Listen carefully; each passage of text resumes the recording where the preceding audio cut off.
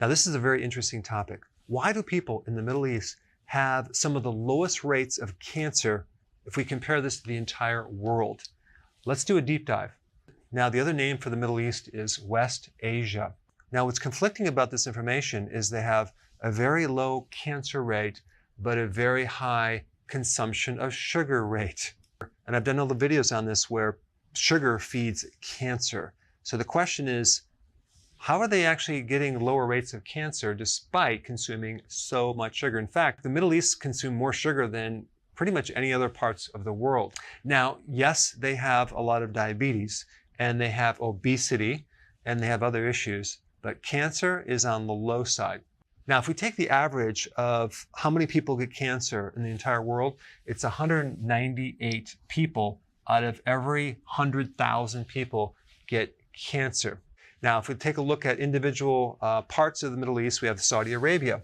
96 people get cancer out of 100,000. Yemen, 97 people out of 100,000. Oman, 104. Qatar, 107. UAE, it's 107. And Kuwait is 116 people out of 100,000 people get cancer. So you can see, if you live in these countries, you have a much less risk of getting cancer. Let's compare this with Australia. 468 people out of 100,000 get cancer. They take number one. They get first place in getting cancer. Number two, Ireland is 374 people out of 100,000 people. Next one is Hungary, 368 people, okay, out of 100,000. And then United States, 352 people out of 100,000 people develop cancer. So what is so unique about the Middle East?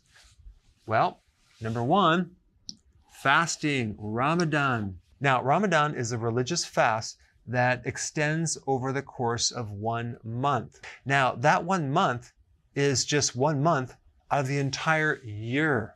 What blows my mind is they're fasting right after sunrise to sunset. So they're usually eating before that and eating after that. So Ramadan is considered a type of intermittent fasting only for 1 month and produces a tremendous decrease in rates of getting cancer.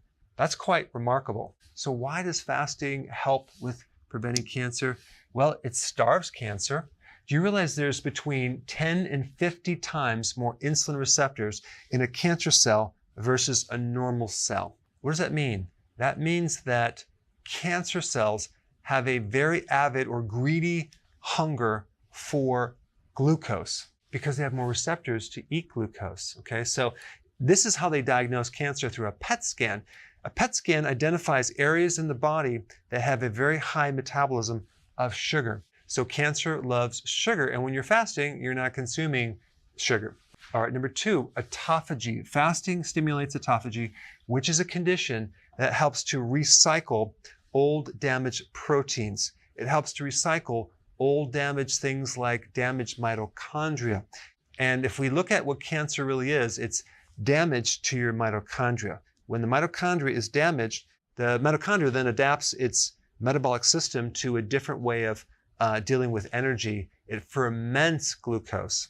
When you fast, you kick in this autophagy and you're recycling damaged mitochondria, which is going to decrease your risk for cancer. The third thing about fasting is that when you fast, you generate new immune cells. You strengthen your immune system. Your immune system becomes stronger. You generate more killer T cells, which directly kill cancer cells and viruses. And you also stimulate more helper T cells, which indirectly help reduce cancer. All right, next point about fasting. It's one of the best things to get rid of inflammation. Cancer tends to spread, migrate into areas of inflammation. So fasting is one of the most potent anti-inflammatories. So it's going to reduce the risk of cancer being spread. Also, when you fast, you increase the antioxidant networks of the body. So these things that actually protect you against free radical damage, like in the mitochondria, are improved or enhanced when you fast. So that's going to decrease the risk of getting cancer right off the bat. Fasting is one of the oldest therapies Even Hippocrates mentioned fasting quite extensively, and he had an interesting quote. But to eat when sick is to feed the illness, okay? So when you're ill, you don't want to eat very frequently. And he was considered like the foundational father of medicine. Okay, fasting is number one. Number two would be the spices that people eat in the Middle East. Turmeric, okay, loaded with anti-cancer properties. And it's one of the best things to get rid of inflammation. Saffron has a certain phytonutrient that's very, very anti-cancer. Cardamom, anti-cancer properties. Nutmeg, caraway, cinnamon, and coriander all have anti-tumor and anti-cancer properties.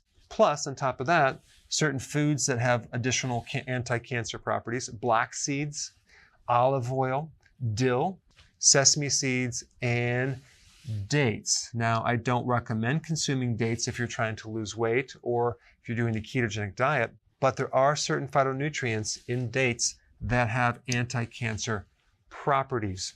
All right, number three, low tobacco usage for women in the Middle East, okay? Not men, okay, that's probably increased, but women. And if you actually add up the women and the men, the reduced weight of women using tobacco is so low, it makes the whole average come way down. I mean, take a look at this. 20% of the population smokes, okay? That's 1 out of every 5 people. Yet, if we look at women in the Middle East, in Iraq, it's 3%, okay? Not 20%. Yemen, it's 9%, okay, compared to 20% worldwide. And then we have Kuwait, which is only 3%. Saudi Arabia, 2%. The UAE, 0.8% of the entire female population in the UAE smokes. That's a very, very insignificant compared to the worldwide average. And then we get Oman, 0.7%, okay, compared to 20%. Insignificant amount of women in that area of the world.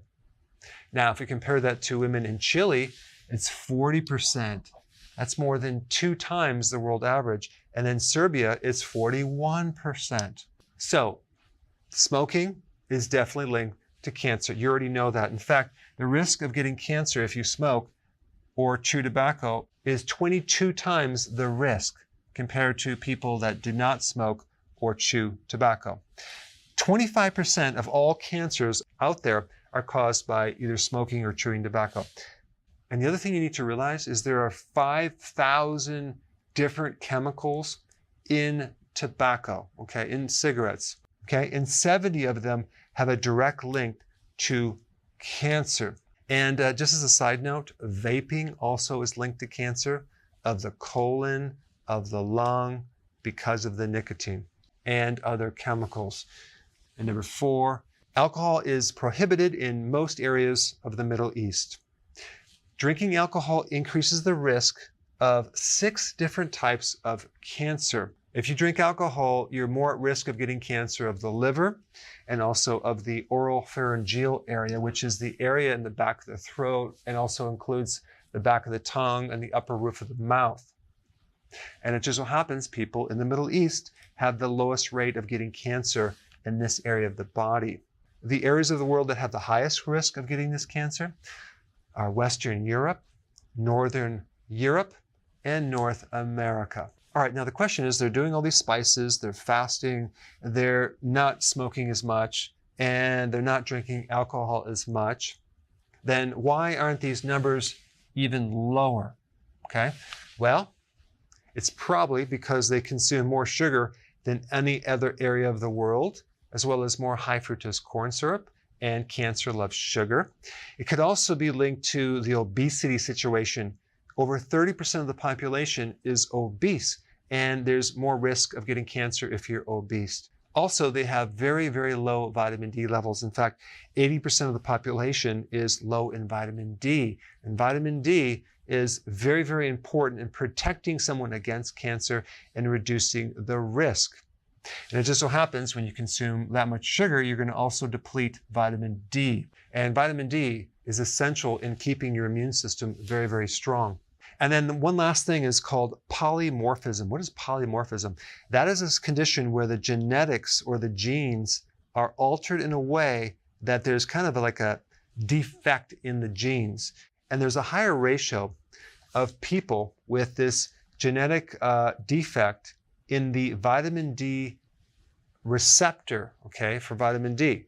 So if your receptor is defective and you can't absorb vitamin D as well, okay, for some reason, then you're going to be low in vitamin D, in which case, if you do live in the Middle East, what you should be doing is taking more vitamin D on a regular basis. All right, now that you know why the Middle East has low rates of getting cancer, the next question is, how could you potentially lower this even further?